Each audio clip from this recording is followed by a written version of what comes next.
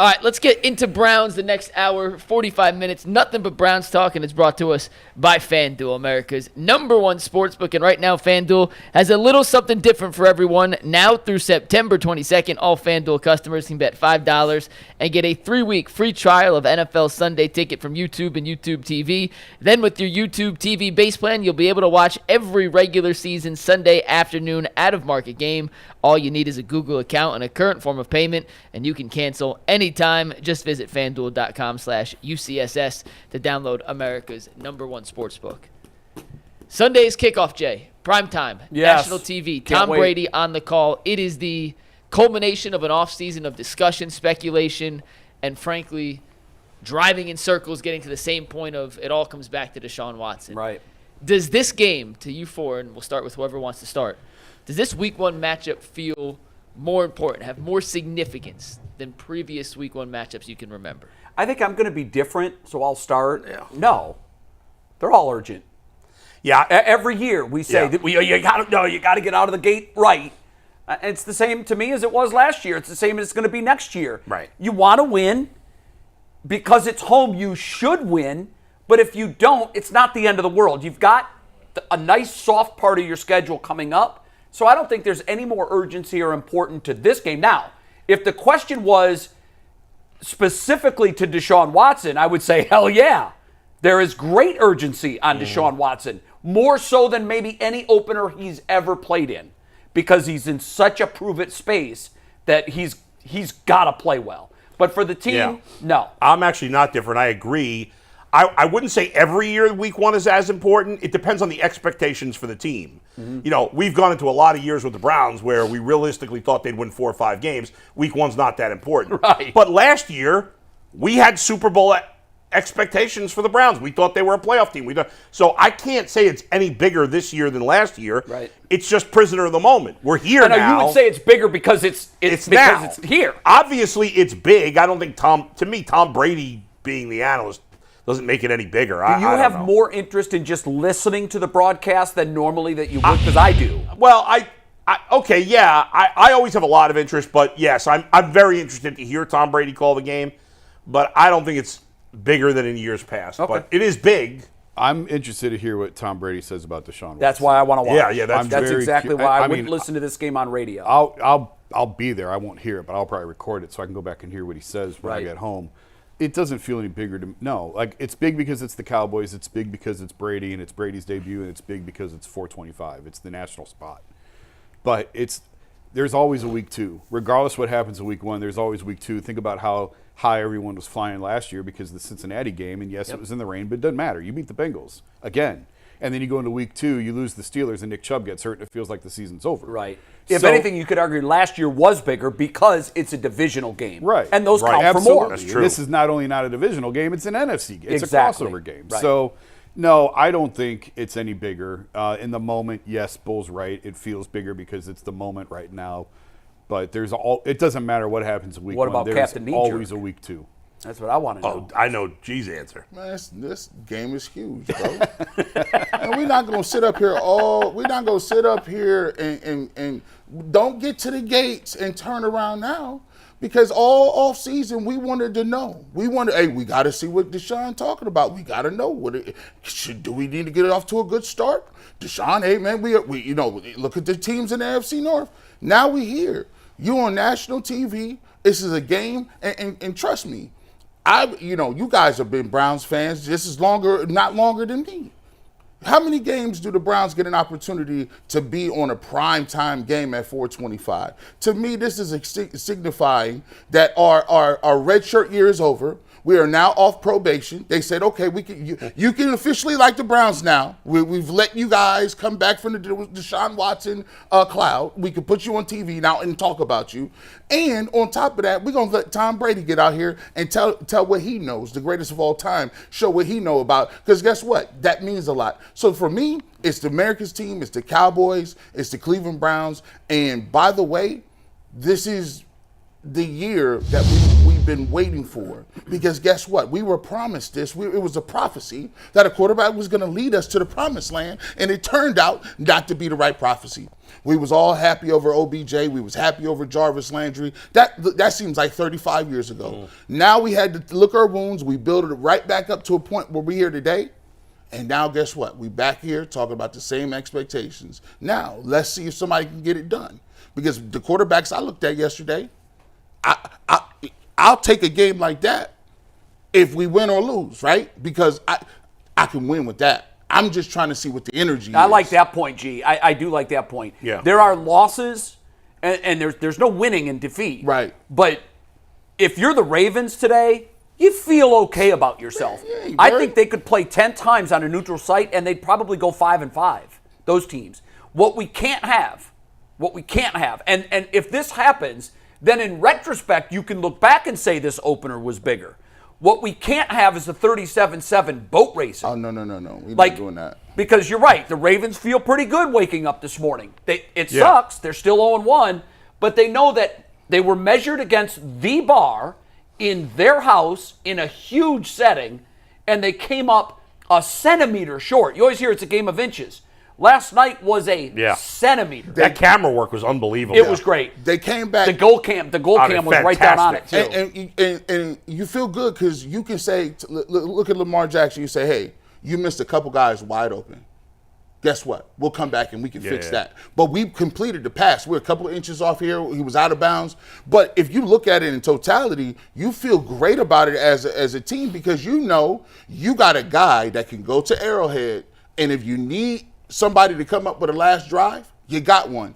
I'm trying to see if I got one of them dudes. That's what I'm looking for. No, we're still That's in right. search. If the Browns win and Watson plays great, obviously we're all thrilled. Yes. If the Browns win and Watson does not play great, we're okay. We're happy they won, but we're a little anxious. There's still question marks. If they lose and Watson plays great, let's say it's a slugfest, I think we can all live with that. You don't want to lose. You can figure a bad day for the defense, it'll be all right. But look, Watson's playing great. Right. If they lose and Watson sucks, then we got a problem. Then feels like a total disaster. Then Houston, we've got a problem. Season won't be over. No, but even people like me who are very optimistic about the season will be a little deflated because this is an opportunity. You only get 16 or 17 of them to play. It's an opportunity to have a measuring stick against a team that's very good. And the optimism balloon coming into the season is always at 100, especially when you have a playoff. Sure. When you have playoff aspirations. Everybody's playoff balloon is blown to 100% capacity with optimism. When you like for the Ravens, they lost 6 percentage points from their balloon. Mm-hmm. They still are filled with optimism. Mm-hmm. What happens when you lose a home game and you lose it badly in the opener, that balloon gets popped and all of the optimism escapes. Especially if you don't have the track record. Like if the Chiefs had gotten beat up yesterday, as long as Mahomes didn't get hurt, I think the fans are fine because they've won 2 Super Bowls in a row. Sure, yeah. They didn't get off to a good start last year. With the Patriots, with Brady, would often get off to bad starts. But if you're almost any other team, like the Browns, who's had some success, but very little in recent years, you've won 1 playoff game in this regime. No, you're fair saying very little. Yeah. Yes, the balloon, if that happens, the balloon is popped, and it takes a while to build it back up. Right. I have no agenda by asking this, but I'm genuinely curious what you guys think. If Deshaun plays well, balls out, who gets the credit, Deshaun or Kevin? Deshaun. I will give it to Deshaun, personally. I'll give it. But you still got to give some credit because I have a second question. You still got to have a second question. Okay, but it's always a team effort. But if you're splitting the credit pie, if Deshaun balls out, 80% to Deshaun and 20% to Kevin. If Deshaun is a dud, who gets the blame? Oh, 100%. Deshaun. Because it's been Kevin in the past. Right. It has been. It's always been Kevin. But you know what the control in the experiment is? We saw Kevin with garbage quarterbacks last year, and we made it to the playoffs. I just wanted that on the record. No, because but that's fair, Because I think. usually when stars play well, stars get the credit. Doesn't matter the sport. You're right. When the star doesn't play well, the coach is an idiot. And I've been guilty of that, too. How would you answer those questions, Jay? I would put it's Deshaun if he plays well, and it's Deshaun if he doesn't. This is all on Deshaun. I agree. I don't Deshaun. think Stefanski's gotten all the blame by everybody. There's a percentage of the Roll the tape. No. I got to side with Jason on this. Roll the Not tape. even early on. Year 2, when things were really going sideways. And then Yeah. even into year 3, there was a lot of Kevin needs to give up the play calling. There were some Not that were for saying, me. No. You stayed. The two of us were Yeah, under yeah. heavy fire. I went through a Right. patch where I'm like, this isn't it. Right. No, that's fair. Now, Yeah. I do think that, not that these things matter in the global scheme, but he's been the 2-time coach of the year. He won with 5 quarterbacks last year. Some of them are working selling shoes today. Yeah. What he did last year, for me, it gives him a long honeymoon moving forward when it comes to play calling. Remember that. It Clip worked. that. We saw it. It worked I'm last with year. you. I'm with you. To me, the only criticism of Stefanski about the Watson situation, and it would be a small one, is if let's say the offense is very different this year. Okay. And it's more the style that Deshaun Watson likes. I think there is a little criticism. Why didn't you change it last year? That's human nature. Right? Now, in fairness, Deshaun barely played the first year, so Kevin thought, hey, Kevin really believed that his system worked for Deshaun. I think that's And the so he answer. wanted to give it I a think second that's the year. correct But you answer. could give a little minor criticism if Deshaun really takes to what we think is a new system this year. Yeah. But minor. For the most part, for me, if Deshaun plays great, I'm giving him 95% of the credit. I agree. If he plays like crap, I'm giving him 95% of the blame. Kevin has passed the test. Like, Yeah. he's proven himself. Yes. It's on the other guy now. Yeah. That's I true. I completely agree. Let me ask you this, Bull. There was a point last year where it was widely discussed about play action and, can this team play action? Yeah. In my view, Deshaun has kind of been a victim of the hole they were trying to fit him in. Yeah. Because by that, we knew that Yes. Stefanski loves the play action. And by the way, it works the way this team is built. It hasn't worked with great success with Deshaun.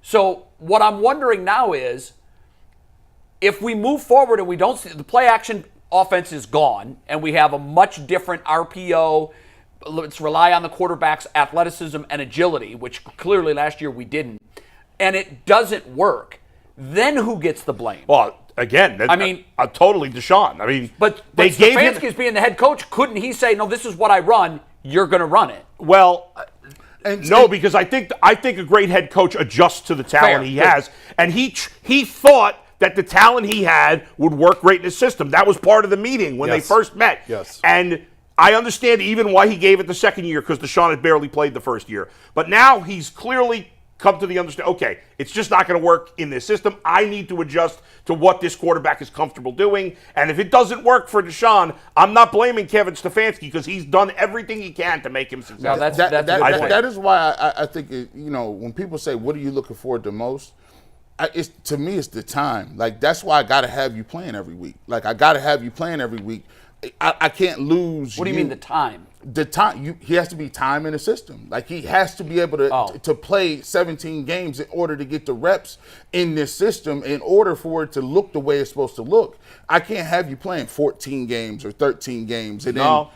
Actually, I would take 14. I actually We would. would. Well, If after I'm being 6 and honest, 6, but I gee, would would too. I'd be thrilled with 14 But games. you actually want him to play 16 games, because you want the Browns to be so good that they've already He played refs in everything. week By week 17. I'll take 17. that. But Week 18, I get your point. You're right. You're right. He's got to play. So to me, it's the the receiving core. I'm interested in seeing a lot of it, because a lot of it is speculation. We haven't seen very much, Nothing. and this is going to be our first opportunity to see it. So We don't even know what the offense looks like, because you can rest assured they No. didn't show anything in the preseason. Uh-uh. So, we may be in for a dramatic shock if they come out. Because remember, the last couple of years, I would hear people come back from training camp saying, ho, man, is this offense different, and it is new, and it is improved, and the wheels are shiny, and the engine is big. And then they rolled it out week one. I'm like, no, this is the same thing I saw last year. And as good as the Browns defense is, or at least as good as we think it's going to be, it was very good last year. We don't know for sure how good it's going to be, but I think we all assume it's going to be really good. Dallas is a good offense. They're going to score. You're not going to shut them out. It's going to be perfect weather Sunday. Like, it's going to be 70 degrees at game time. Yep. No rain. No, I don't know. I don't think it's supposed to be particularly Small windy. chance of rain. Very small. No, Yeah, it looks picturesque for football. I mean, it looks like perfect weather. So you're not going to get. So you're going to the offense is going to have to keep up. I'm not saying it's going to be 35-31, but Dallas is going to score some. Dak Prescott's a good quarterback. So I expect a little bit of a slugfest, in the 20s at least. So I like that. I like the challenge of the first week. I like playing a good team in the first week, and I'm excited to see it. Okay. Yeah.